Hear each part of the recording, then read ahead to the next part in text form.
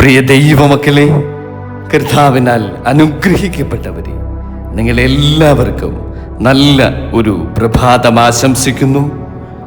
ഇന്നത്തെ അനുദിന പ്രഭാത തിരുവചനത്തിലേക്ക് നിങ്ങളെല്ലാവരെയും സ്നേഹപൂർവം സ്വാഗതം ചെയ്യുകയാണ്. ഇന്നു നാം ധ്യാനിക്കുവാൻ പോകുന്നത് പുറപ്പാട് പുസ്തകം 19 അധ്യായത്തിൻ്റെ 7 മുതൽ 12 വരെയുള്ള ദൈവവചനമാണ്. ദൈവസന്നിധിയിലേക്ക് അടുക്കുവാൻ തൻ്റെ ജനത്തെ യഹോവ എങ്ങനെ ഒരുക്കി എന്ന അത്ഭുതകരമായ ഒരു സന്ദേശമാണ് ഇന്ന് നമ്മെ പഠിപ്പിക്കുന്നത്. ഈ വചനം നിങ്ങളുടെ ജീവിതത്തിലും പുതിയ വിശുദ്ധീകരണവും ആത്മീയ ഉണർവും നൽകട്ടെ. നമുക്ക് പ്രാർത്ഥനയോടുകൂടി ആരംഭിക്കാം. സ്വർഗീയ പിതാവേ, ഈ പുതിയ പ്രഭാതത്തിനായി തമ്പുരാനെ ഞങ്ങൾ അങ്ങേക്ക് നന്ദി പറയുന്നു. ഇപ്പോൾ ഞങ്ങൾ ധ്യാനിക്കുവാൻ പോകുന്ന തിരുവചനം ഞങ്ങളുടെ ഹൃദയങ്ങളിൽ ജീവനുള്ള വചനമായി മാറണമേ. ഞങ്ങളുടെ മനസ്സിനെയും ചിന്തകളെയും അവിടുന്ന് വിശുദ്ധീകരിക്കണമേ. അങ്ങയുടെ ശബ്ദം വ്യക്തമായി കേൾക്കുവാൻ തമ്പുരാനെ ഞങ്ങളെ അവിടുന്ന് ഒരുക്കണമേ. യേശു ക്രിസ്തുവിൻ്റെ നാമത്തിൽ അപേക്ഷിക്കുന്നു. കൃപയോടെ കേൾക്കണം പിതാവേ, ആമേൻ. ഇന്നത്തെ നമ്മുടെ തിരുവചന ഭാഗമായ പുറപ്പാട് പുസ്തകം 19 അധ്യായം 7 മുതൽ 12 വരെയുള്ള വചനഭാഗം നമുക്ക് ഒന്ന് വായിക്കാം. ഇവ നീ ഇസ്രായേൽ മക്കളോട് പറയേണ്ടുന്ന വചനങ്ങളാകുന്നു. മോശ വന്ന് ജനത്തിൻ്റെ മൂപ്പന്മാരെ വിളിച്ചു. യഹോവ തന്നോട് കൽപ്പിച്ച ഈ വചനങ്ങളൊക്കെയും അവരെ പറഞ്ഞു കേൾപ്പിച്ചു. യഹോവ കൽപ്പിച്ചതൊക്കെയും ഞങ്ങൾ ചെയ്യും എന്ന് ജനം ഉത്തരം പറഞ്ഞു. മോശ ജനത്തിൻ്റെ വാക്ക് യഹോവയുടെ സന്നിധിയിൽ ബോധിപ്പിച്ചു. യഹോവ മോശയോട്, ഞാൻ നിന്നോട് സംസാരിക്കുമ്പോൾ ജനം കേൾക്കേണ്ടതിനും നിന്നെ എന്നേക്കും വിശ്വസിക്കേണ്ടതിനും ഞാൻ ഇതാ മേഘതമസിൽ നിന്റെ അടുക്കൽ വരുന്നു എന്ന് അരുളി ചെയ്തു. ജനത്തിൻ്റെ വാക്ക് മോശ യഹോവയോട് ബോധിപ്പിച്ചു.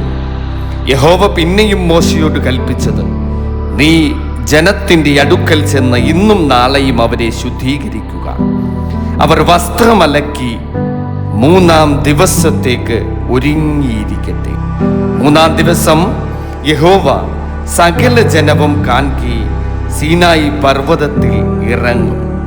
ജനം പർവ്വതത്തിൽ കയറാതെയും അതിൻ്റെ അടിവാരം തൊടാതെയും ഇരിക്കുവാൻ സൂക്ഷിക്കണം എന്ന് പറഞ്ഞു. നീ അവർക്കായി ചുറ്റും അതിരുത്തിരിക്കണം. പർവ്വതം തൊടുന്നവനെല്ലാം മരണശിക്ഷ അനുഭവിക്കണം. ആമേൻ, ഹല്ലേലൂയ. പ്രിയ ദൈവമക്കളെ, ഈ ഭാഗത്തിൽ നാം കാണുന്നത് യഹോവ തൻ്റെ ജനത്തെ സീനായി പർവ്വതത്തിൽ തൻ്റെ സന്നിധിയിലേക്ക് ഒരുക്കിയതാണ്. മോശയെ വിളിച്ച ദൈവം ജനങ്ങളോട് തൻ്റെ കൽപ്പനകൾ അറിയിക്കുവാൻ ആവശ്യപ്പെടുന്നു. ദൈവത്തിൻ്റെ വാക്കുകൾ കേട്ട ജനങ്ങൾ ഒരുമിച്ച് പ്രതികരിക്കുന്നു. യഹോവ കൽപ്പിച്ച എല്ലാം ഞങ്ങൾ ചെയ്യും. ഇവിടെ ഒരു വലിയ ആത്മീയ സത്യമുണ്ട്. അത് നമുക്ക് പഠിക്കുവാൻ വേണ്ടിയിട്ടുള്ളതാണ്. ദൈവസന്നിധിയിലേക്ക് പ്രവേശിക്കുവാൻ വിശുദ്ധീകരണം ആവശ്യമാണ്. ദൈവം ജനങ്ങളോട് തങ്ങളെ ശുദ്ധീകരിക്കുവാൻ കൽപ്പിച്ചു. അവരുടെ വസ്ത്രങ്ങൾ കഴുകുവാനും ഹൃദയങ്ങളെ ഒരുക്കുവാനും നിർദ്ദേശിച്ചു. ഇത് വെറും പുറം ശുദ്ധിയല്ല, ആന്തരിക ശുദ്ധീകരണത്തിൻ്റെ അടയാളമാണ്. പ്രിയ ദൈവമക്കളെ, ഇന്ന് ദൈവം നമ്മോട് പറയുന്നത് അതുതന്നെയാണ്. എൻ്റെ സന്നിധിയിൽ വരുമ്പോൾ നീ ഹൃദയം ഒരുക്കുക. പാപങ്ങളിൽ നിന്നും അകന്ന് വിശ്വാസത്തോടെയും അനുസരണത്തോടെയും ദൈവസന്നിധിയിലേക്ക് അടുക്കുന്നവരെ ദൈവം അനുഗ്രഹിക്കുന്നു. പ്രിയ ദൈവമക്കളെ, മറ്റൊരു പ്രധാന കാര്യം, ദൈവം അതിരുകൾ നിശ്ചയിക്കുന്നു. സീനായി പർവ്വതത്തിന് ചുറ്റും അതിരുകൾ വയ്ക്കുവാൻ ദൈവം കൽപ്പിച്ചു. അതിലൂടെ ദൈവത്തിൻ്റെ വിശുദ്ധതയും മഹത്വവും നമുക്ക് മനസ്സിലാക്കാം. ദൈവം സ്നേഹത്തിൻ്റെ ദൈവം മാത്രമല്ല, അവൻ വിശുദ്ധനായ ദൈവവുമാണ്. പ്രിയ ദൈവമക്കളെ, ആയതിനാൽ ദൈവസന്നിധിയെ നിസ്സാരമായി കാണാൻ ഭക്തിയോടും ആദരവോടും ജീവിത വിശുദ്ധിയോടും കൂടി സമീപിക്കേണ്ടതുണ്ട്. ഇന്ന് ഈ വചനം നമ്മെ ഓർമ്മിപ്പിക്കുന്നത് അതാണ്.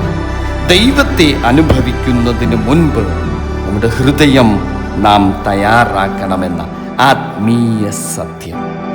ദൈവം ഇന്ന് നിങ്ങളെയും തൻ്റെ സന്നിധിയിലേക്ക് വിളിക്കുകയാണ്.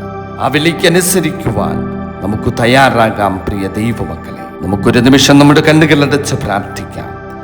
കരുണാനിധിയായ ദൈവമേ, ഇന്ന് ഞങ്ങളോട് സംസാരിച്ച അങ്ങയുടെ ജീവനുള്ള വചനത്തിനായി ഞങ്ങൾ നന്ദി പറയുന്നു. ഞങ്ങളുടെ ജീവിതം വിശുദ്ധീകരിക്കണമേ. അങ്ങയെ പ്രസാദിപ്പിക്കുന്ന ജീവിതം നയിക്കുവാൻ ഞങ്ങളെ അവിടുന്ന് സഹായിക്കണമേ. അനുസരണക്കേടും പാപസ്വഭാവവും ഞങ്ങളിൽ നിന്ന് നീക്കിക്കളയണമേ. പ്രാർത്ഥനയിലും വിശ്വാസത്തിലും ആത്മീയ ജീവിതത്തിലും വളരുവാൻ തമ്പുരാനെ ഞങ്ങളെ അവിടുന്ന് ശക്തിപ്പെടുത്തണമേ. ഈ വചനം കാണുന്ന, ഈ വചനം കേൾക്കുന്ന ഓരോരുത്തരെയും തമ്പുരാനെ ജീവിതത്തിൽ അങ്ങയുടെ സമാധാനവും സംരക്ഷണവും നൽകി അനുഗ്രഹത്താൽ നിറയ്ക്കണമേ. രോഗികളായവരെ സൗഖ്യമാക്കണമേ. ഭാരപ്പെട്ട ഹൃദയങ്ങൾക്ക് തമ്പുരാനെ അവിടുന്ന് ആശ്വാസം നൽകണമേ. കുടുംബങ്ങളിൽ ഐക്യവും സമാധാനവും സന്തോഷവും നൽകണമേ. യേശു ക്രിസ്തുവിൻ്റെ നാമത്തിൽ പ്രാർത്ഥിക്കുന്നു. കൃപയോടെ കേൾക്കണം പിതാവേ. ആമേൻ. സ്തോത്രം. ഹല്ലേലൂയ.